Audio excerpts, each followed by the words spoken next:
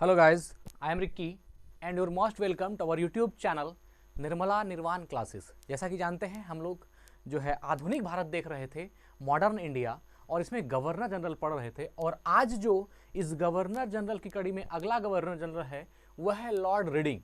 तो Lord reading को आज हम लोग पढ़ेंगे और यह जो है यहीं पर एंड हो जाएगी। लेकिन इस छोटे से टॉपिक पर मत जाइए, इसमें जो है बहुत बहुत ज़्यादा बातें हैं, बहुत चीज़ें समझने योग्य है। तो चलिए आज की वीडियो का आगाज़ करते हैं लॉर्ड रीडिंग से। इसका कार्यकाल 1921 से 1926 हुआ। तो चलिए शुरू करते हैं। साथ ही आपसे एक निवेदन है कि अगर वीडियो को लाइक नहीं किए हैं तो लाइक कर दीजिएगा प्लीज़, और अगर चैनल को सब्सक्राइब नहीं किए हैं तो कर लीजिएगा, क्योंकि यहाँ अच्छा कॉन्टेंट मिलता है। चलिए शुरू करते हैं। पहला पॉइंट है 1921 ईस्वी में मोपला विद्रोह, है ना। 1921 ईस्वी में मोपला विद्रोह हुआ। मोपला विद्रोह कब हुआ? 1921 में हुआ, है ना। अब आपके मन में प्रश्न होगा कि ये मोपला विद्रोह है क्या। मोपला विद्रोह हुआ तो लॉर्ड रीडिंग के काल में। यह बहुत ही महत्वपूर्ण घटना है। मोपला विद्रोह कब हुआ? लॉर्ड रीडिंग के काल में। इसको याद रखना है। गवर्नर जनरल कौन थे? लॉर्ड रीडिंग थे, और उनका कार्यकाल 1921 से 1926, ये 5 साल रहा। तो इसके दरमियान जो घटना हुई उसको हम लोग देख रहे हैं। तो उसमें से एक है मोपला विद्रोह। मोपला विद्रोह एक तरह से समझिए तो मोपला का अर्थ जो होता है वह एक तरह से समझिए कि यह ज़्यादातर जो है मजदूर और कृषक वर्ग होते थे, है ना। मजदूर और कृषक वर्ग होते थे। हाँ, खास तौर पर इसका धर्म मुसलमान होता था, इस्लाम धर्म होता था। और ऐसा भी कहा जाता है कि जो अलग अलग धर्मों के लोग थे उनको भी जब चेंज करके इस्लाम में बनाया गया था तो उन लोगों को भी मोपला कहा जाता था। तो यह जो हुआ, कुल मिलाकर के मोपला विद्रोह जो है, वहाँ की जो जनजाति मोपला थी, जो वहाँ का जो मोपला, वह जो कृषक वर्ग था या कह सकते हैं मजदूर वर्ग था, उसको जो है मोपला कहा जाता था, और ये उन्हीं का विद्रोह था। तो मूल रूप से आप समझिए मोपला विद्रोह का जो कारण हुआ, सबसे पहले आप इसके पहले वीडियो में देखा होगा आपने कि जो है स्टार्ट हुआ था आपका खिलाफत आंदोलन। खिलाफत आंदोलन में जो है महात्मा गांधी ने भी और भी बहुत सारे नेताओं ने जो है मुस्लिमों का समर्थन दिया, है ना। मुस्लिम को समर्थन मिला, मुस्लिम लीग को समर्थन मिला, और खिलाफत आंदोलन जो है वो स्टार्ट हो गया अंग्रेजों के खिलाफ। उसी दौरान जो खिलाफत आंदोलन के मूल नेता थे उन लोगों ने भी जो है अंग्रेजों के खिलाफ तो स्टार्ट कर ही दिया था विद्रोह। और जो ये मोपला लोग थे, इन मोपला का जो मोपला लोग जो थे, इसका एक नेता था है ना, वरियम कुंजनाथ अहमद आजी। यह जो वरियम कुंजनाथ अहमद आदि था, है ना, वरियम कुन्नाथ कुंजा अहमद हाजी, यह एक नेता था मोपला का, और यह मुस्लिम था। और इसका जो एक पिताजी थे वह अंग्रेजों के अगेंस्ट में जो है विद्रोह करते थे, इसलिए उसको पकड़ करके जेल में डाल दिया गया था। तो मोपला के जो नेता हुए, उसके पिताजी को जब अंग्रेजों ने जेल में डाल दिया तो अंग्रेजों से उनका जो है एक तरह से बनना स्वाभाविक ही नहीं था। वह अंग्रेजों से ऐसे भी चिढ़ रहे थे, और साथ ही साथ उसी समय हवा दे दिया गया खिलाफत आंदोलन का। तो खिलाफत आंदोलन के साथ साथ जो है इन लोगों ने भी इसमें जो है इस विद्रोह में बहुत सारे नेता थे, और जिसमें कि बाद में इसको कि इन लोगों को जेल भी जाना पड़ा। इसमें बहुत सारे नेता थे, तो जैसे हम उसमें एक दो का नाम लेना चाहेंगे, जैसे याकूब हसन, है ना, याकूब हसन थे, और यू गोपाल मेनन, पी मोइद्दीन कोया, और के माधवन नापर। यह सब नेता मिल करके जो है वह इन लोगों ने मिल करके खिलाफत आंदोलन के में भी मदद किया, और ये लोग थे यहीं से।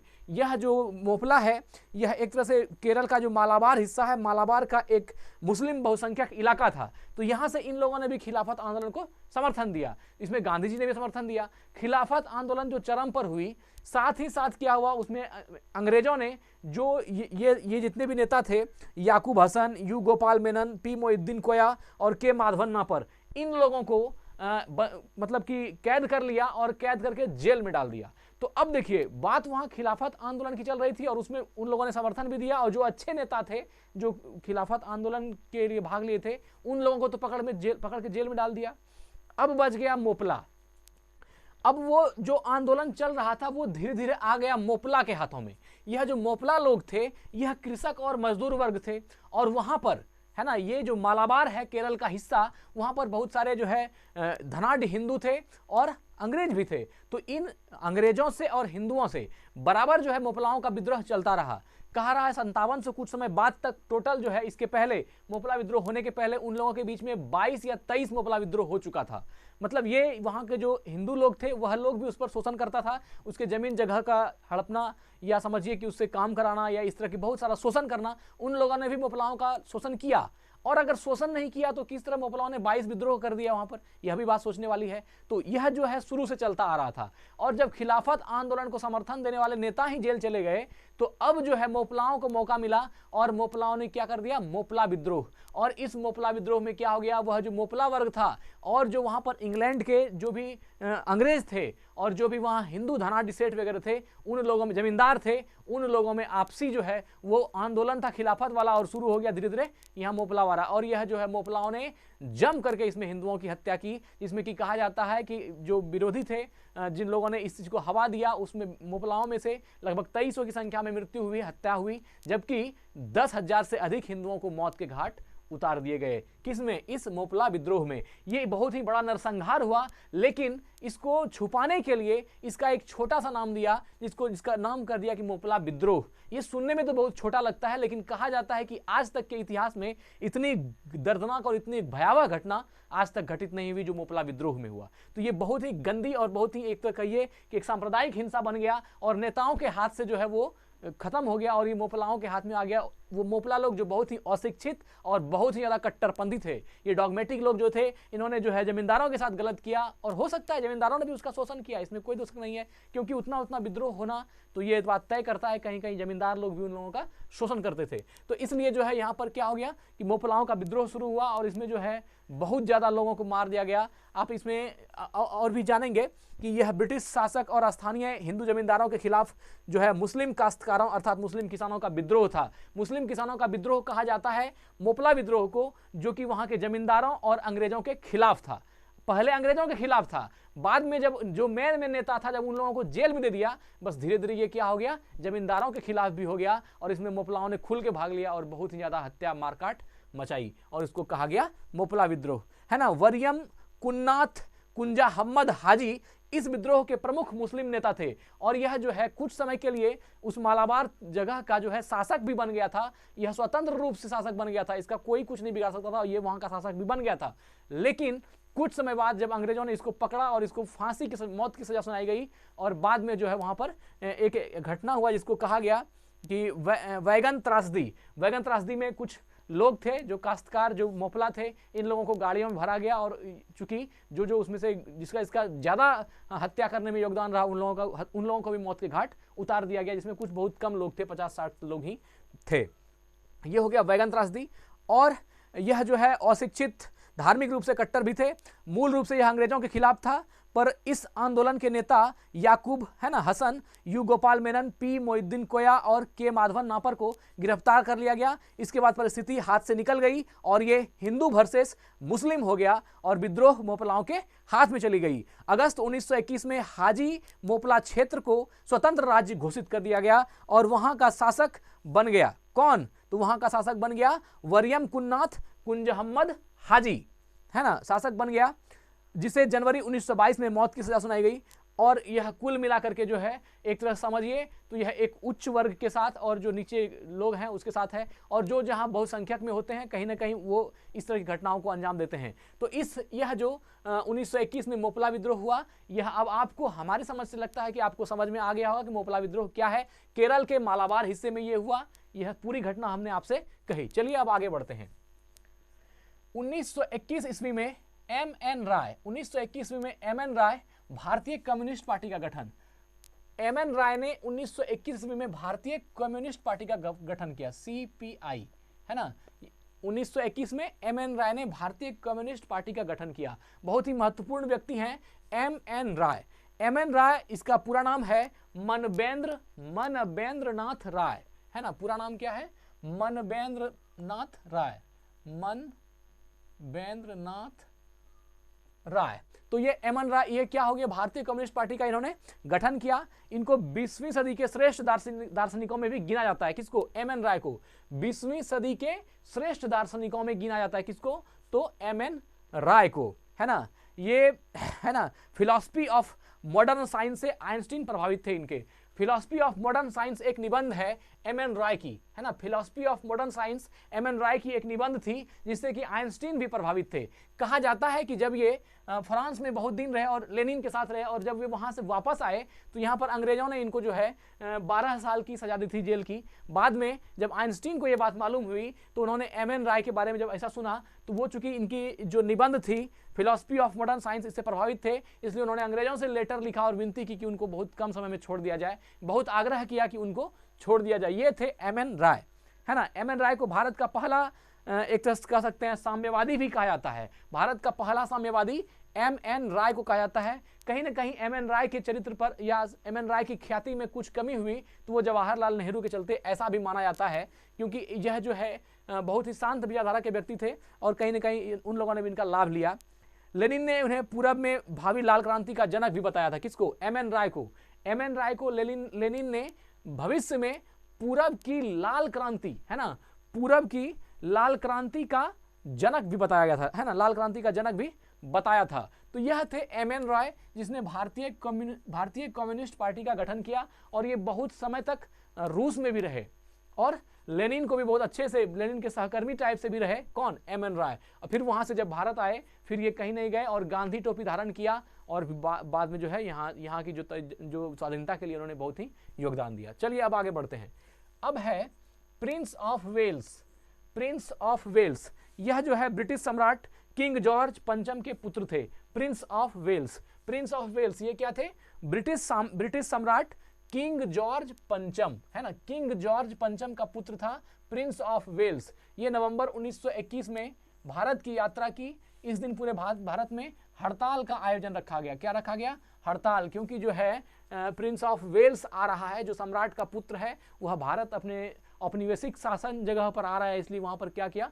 हड़ताल रखा गया भारत में, ठीक है ना। तो ये अक्टूबर 1921 में आए थे, अक्टूबर नवंबर 1921 में आए थे और यह मार्च 1922 तक रहा, है ना, मार्च 1922 तक भारतीय उपमहाद्वीपों की इसने यात्रा की। मार्च 1922 तक भारतीय उपमहाद्वीपों की यात्रा की। नवंबर 1921, कहीं कहीं अक्टूबर 1921 भी दिखता है, में आया था। कौन? प्रिंस ऑफ वेल्स, जो जॉर्ज पंचम के पुत्र थे। चलिए आगे बढ़ते हैं। 5 फरवरी 1922 को चौरी चौरा कांड हुआ यूपी के गोरखपुर जिला में। कहां हुआ? यूपी के गोरखपुर जिला में, जहां से अभी योगी आदित्यनाथ बिलोंग करते हैं, यूपी के गोरखपुर जिला में। इसके बाद गांधी जी ने असहयोग आंदोलन क्या कर दिया? वापस ले लिया। असहयोग आंदोलन वापस ले लिया। अब देखिए आपसे पूछा जाएगा चौरी चौरा कांड किसके काल में हुआ? लॉर्ड रीडिंग के काल में। चौरी चौरा कांड कब हुआ? तो लॉर्ड रीडिंग के काल में, है ना। चौरी चौरा कांड लॉर्ड रीडिंग के काल में हुआ। 5 फरवरी 1922 को हुआ, गोरखपुर जिला में हुआ। और इसके बाद, इस चौरी चौरा कांड के बाद महात्मा गांधी ने असहयोग आंदोलन को क्या कर दिया? वापस ले लिया। असहयोग आंदोलन को वापस ले लिया। तो देखिए इसमें जो है मूल रूप से एक प्रश्न भी आपको समझने के लिए याद रखिएगा। एक है काकोरी कांड, एक है चौरी चौरा कांड। काकोरी कांड और चौरी चौरा कांड दोनों का नाम योगी आदित्यनाथ जी जो है इसको बदलने का प्रयास कर रहे हैं और काकोरी कांड का नाम रख रहा है काकोरी ट्रेन एक्शन, है ना, काकोरी ट्रेन एक्शन। और जो चौरी चौरा कांड है इसका नाम रखा जा रहा है चौरी चौरा क्रांति। चौरी चौरा क्रांति। तो यह एक नया नाम जो है काकोरी कांड को और चौरी चौरा कांड को दिया जा रहा है, ये योगी आदित्यनाथ के द्वारा, या जो समझिए उसका, चूंकि उनका वहां सीएम के पद पर है तो उनका ये यह, ठीक है। अब देखिए चौरी चौरा की घटना कब हुई? 4 अप्रैल 1922 को। ये 4 अप्रैल 1922 को और ये 5 फरवरी 1922 चौरा चौरा कांड। देखिए इसमें दोनों में अंतर आ रहा है। चौरी चौरा कांड जब ये अब यहाँ पर ये समझना होगा कि चौरी चौरा कांड क्या था या चौरी चौरा कांड क्या हुआ, ये क्या है। तो मूल रूप से कहा जाता है कि जब गांधी जी ने असहयोग आंदोलन चलाया था तो वहां पर छात्र जो होते हैं वो सभी मिल करके महंगाई के खिलाफ और भी चीजों के खिलाफ जो है वो आवाज उठा रहे थे और उनके बारे में कह रहे थे। तो इसके बीच में क्या हुआ, वहां की जो अंग्रेज थी, अंग्रेजों की जो पुलिस थी, उन्होंने छात्रों को पीटा और पीटने के बाद जो है कुछ ज्यादा ही पीट दिया। तो वहां के जो नेता थे गोरखपुर के, वहां के नेताओं ने इसका विरोध किया, है ना, इसका अंग्रेजों से विरोध किया। विरोध करने के कारण जो है असहयोग आंदोलन तो चल ही रहा था, वो प्रदर्शन करने के लिए, है ना, वो प्रदर्शन करने के लिए एक तरफ से समझिए कि मार्केट लेन चौरा की तरफ जा रहे थे, ये जो है गोरखपुर में है, मार्केट लेन चौरा की तरफ वो बढ़ रहे थे। और जब अंग्रेज पुलिसों ने देखा कि वो मार्केट लेन चौरा की तरफ बढ़ रहा है तो उन्होंने जो है उन नेताओं पर हमला किया, और हमला ही नहीं किया, गोलीबारी की। इससे क्या हुई, बहुत सारे लोगों की जान चली गई, 30 से 40 लोग मारे भी गए, बहुत सारे लोग घायल भी हुए। तो जब इस तरह की घटना आम लोगों के साथ की गई पुलिसों के द्वारा, तो आम लोग भी उग्र हो गए और उन्होंने उसके बदले में कई जगह पर जो है जो स्टेशन होती थी, पुलिस स्टेशन थी अंग्रेजों की, उसको जला करके राख कर दिया। और यही जला करके राख करने में यही घटना क्या कहलाई, चौरी चौरा कांड। तो यह मूल रूप से जो है असहयोग आंदोलन से ही आप समझ सकते हैं स्टार्ट हुआ था, क्योंकि असहयोग आंदोलन तो पूर्ण रूप से जो है अहिंसात्मक कार्यवाही कर रही थी, उसमें तो कोई हिंसा वाला चीज नहीं था। हिंसा वाला काम तो अंग्रेज ही किया, छात्रों को मारा भी, जब नेताओं ने एक्शन लिया उसके विरुद्ध आवाज उठाई तो बाद में गोली भी चलवा दिया, और गोली चलवा दिया तो बाद में जो है जितने भी छात्र संगठन और सब थे सब एकत्रित हुए, और लास्ट में क्या क्या ब्रिटिश का जो जहां जहां पर थाना था वो थाना में क्या कर दिया, आगजनी कर दिया, पूरा आग लगा करके जला दिया। तो ये हो गया। अब ये इसके बाद जो है इस घटना के बाद गांधी जी ने 5 दिन का उपवास किया और असहयोग आंदोलन को वापस ले लिया, निरस्त कर दिया। कहा कि हम अपना असहयोग आंदोलन वापस लेते हैं, या असहयोग आंदोलन को निरस्त कर दिया, ऐसा आप समझ सकते हैं। तो हमको लगता है कि आपको समझ में आ गया होगा चौरी चौरा कांड क्या था, है ना। तो 5 फरवरी 1922 को चौरी चौरा कांड यूपी के गोरखपुर जिला में हुआ। इसके बाद गांधी जी ने असहयोग आंदोलन को वापस ले लिया 5 दिन के उपवास के बाद, है ना। चलिए अब आगे बढ़ते हैं। 1922 में इलाहाबाद सिविल सेवा परीक्षा शुरुआत हुई। मोस्ट इंपॉर्टेंट प्रश्न है, कई बार पूछा जाएगा, कहेगा इलाहाबाद सिविल सेवा परीक्षा सबसे 1922 में इलाहाबाद में सिविल सेवा परीक्षा की शुरुआत हुई। तो सिविल सेवा परीक्षा की शुरुआत सबसे पहले कहाँ हुई, इलाहाबाद में। कब हुई, 1922 में हुआ। किस गवर्नर जनरल के काल में हुई, लॉर्ड रीडिंग के काल में। किस गवर्नर जनरल के काल में इलाहाबाद में सिविल सेवा की परीक्षा शुरुआत हुई, तो लॉर्ड रीडिंग के काल में। किस काल में, लॉर्ड रीडिंग के काल में। बहुत ही महत्वपूर्ण प्रश्न है। आगे बढ़ते हैं। 1922 में विश्व भारती विश्वविद्यालय ने कार्य करना प्रारंभ किया। अब देखिए यहां पर आपको लग रहा होगा कि ये विश्व भारती विश्वविद्यालय क्या है, इसको समझ लेते हैं। विश्व भारती विश्वविद्यालय क्या है। मूल रूप से जो विश्व भारती विश्वविद्यालय है, इसके संस्थापक जो हैं आप कह सकते हैं कि रविन्द्रनाथ टैगोर को माना जाता है। और रविन्द्रनाथ टैगोर एक बेहद ही संपन्न परिवार से बिलोंग करते थे, जो कलकत्ता के एक बंगाली थे, जो बहुत ही अच्छे परिवार से बिलोंग करते थे। तो ये जो विश्वविद्यालय विश्व भारती हुआ, इसका जो है आप इसके पिता देवेंद्रनाथ ठाकुर ने, जो रविन्द्रनाथ ठाकुर के पिता थे देवेंद्रनाथ ठाकुर, उन्होंने एक जमीन जो है कलकत्ता के बोलपुर नामक स्थान पर लिया था, और वह लिया था अपनी साधना के लिए। रविन्द्रनाथ के पिता देवेंद्रनाथ ठाकुर ने कलकत्ता में बोलपुर के निकट एक जमीन लिया था, जहां पर वो अपनी साधना के लिए जो है उस जमीन को बनाया था। साधना हो सकता है जो आध्यात्मिक साधना हो, उनके लिए बनाया था। और वहीं पर जो एक शिला थी, एक पत्थर थी, जो एक जगह था जहां वो बैठ के साधना करते थे, उस स्थान को, है ना, जहां पर वो बैठकर साधना करते थे, तो उस स्थान को जो है बाद में उसके पिता के देहांत के बाद रविन्द्रनाथ टैगोर ने वहां पर एक प्रयोगात्मक शिक्षा के लिए प्रयोगात्मक क्लास चलाई, है ना। वहां जिस शिला पर वो उसके पिताजी बैठ कर ये करते थे, तो वहां पर जो है रविन्द्रनाथ टैगोर ने प्रयोगात्मक विद्यालय स्थापित किया।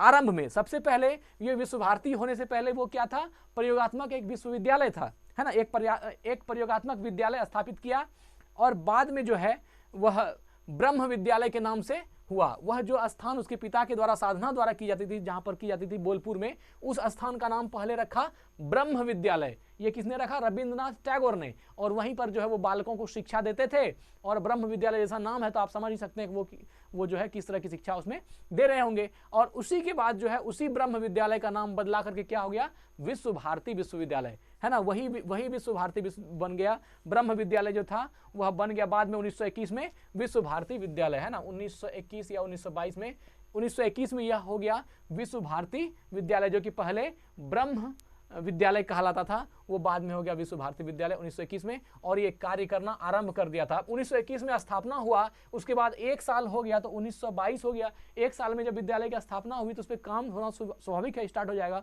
और वही बता रहा है कि 1922 में विश्व भारती विश्वविद्यालय ने कार्य करना आरंभ किया। चलिए अब आगे बढ़ते हैं, हम लोग आते हैं 1923 में। 1923 में चित्तरंजन दास प्लस मोतीलाल नेहरू इलाहाबाद में कांग्रेस के अंदर स्वराज पार्टी की स्थापना की। किसने, ये कह रहा है 1923 की घटना में बता रहा है लॉर्ड रीडिंग के काल में। तो आपसे पूछा जाएगा स्वराज पार्टी की स्थापना किसने की, चित्तरंजन दास और मोतीलाल नेहरू। स्वराज पार्टी की स्थापना किसने की? चित्तरंजन दास और मोतीलाल नेहरू ने। कहां पर? इलाहाबाद में। कहां पर? इलाहाबाद में, है ना, इलाहाबाद में कांग्रेस के अंदर स्वराज पार्टी की स्थापना की मोतीलाल नेहरू और चित्तरंजन दास ने। कब? तो 1923 में। और कहेगा स्वराज पार्टी की स्थापना किस गवर्नर जनरल के काल में हुआ? तो लॉर्ड रीडिंग के काल में, है ना, लॉर्ड रीडिंग के काल में स्वराज पार्टी की स्थापना हुई।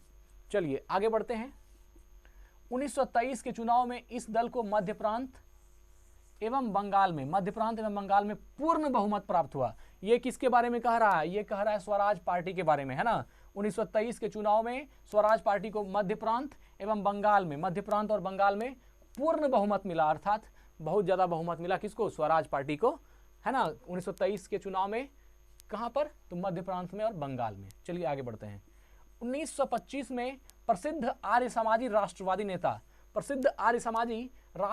नेता स्वामी श्रद्धानंद की हत्या कर दी गई, है ना। स्वामी श्रद्धानंद की हत्या कर दी गई। देखिए, तो यह पूछा जाएगा स्वामी श्रद्धानंद की हत्या कब हुई? 1925 में।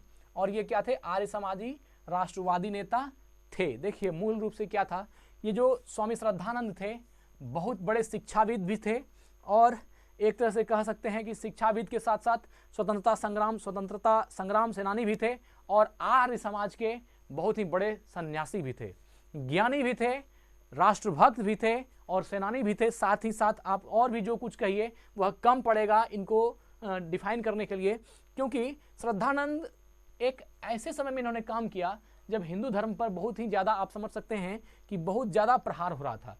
और इसमें क्या था, मूल रूप से आर्य समाज राष्ट्रवादी से जब इन्होंने गांधी जी का बहुत सम्मान भी किया था और बाद में कांग्रेस ने जब मुस्लिम लीग का या और कह सकते हैं मुस्लिम संगठनों का तुष्टीकरण करना शुरू किया, तब जो है श्रद्धानंद ने उनका साथ छोड़ दिया, क्योंकि इनको लगा कि कांग्रेस जो है ये बहुत गलत कर रही है, सिर्फ तुष्ट करने की काम कर रही है, बाकी जो है जिसको जो करना है वो कर ही रहा है। ये बहुत क्षुभित हुए और उस समय देखा गया कि ईसाई और मुस्लिम ये दोनों धर्मों ने बहुत ही ज्यादा लोगों का धर्मांतरण जो है, धर्म परिवर्तन करना शुरू कर दिया था। इस चीज को देख करके स्वामी श्रद्धानंद को लगा कि यह तो मतलब अंदर अंदर सब जो है धर्म का प्रचार कर ही रहा है, सिर्फ ऊपर से जो है सब ढकोसला कर रहा है। फिर इन्होंने स्वामी श्रद्धानंद ने जो बहुत सारे हिंदू को, जिसको ईसाई और इस्लाम को स्वीकार करवा दिया गया था, मुस्लिम और ईसाई बनवा दिया गया था, उनके लिए एक प्रोग्राम चलाया जिसका नाम रखा शुद्धि।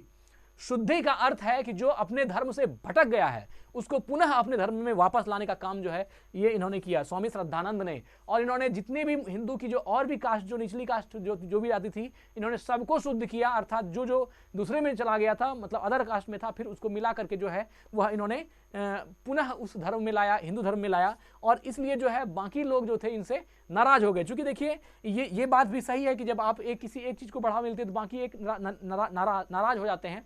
और इनकी जो ये शुद्धि थी, इसके तहत ये चूंकि दूसरे में गया हुआ आदमी भी पुनः हिंदू हो जाता था, तो कहीं ना कहीं इससे कुछ लोग नाराज थे। और कहा जाता है कि बाद में जो है एक दिन अब्दुल रशीद, है ना, अब्दुल रशीद जो है धर्म चर्चा के लिए इनके पास आए। अब्दुल रशीद को